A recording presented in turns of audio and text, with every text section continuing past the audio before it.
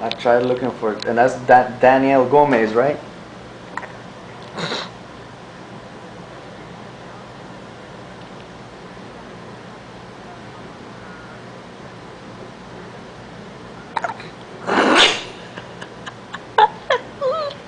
Yeah.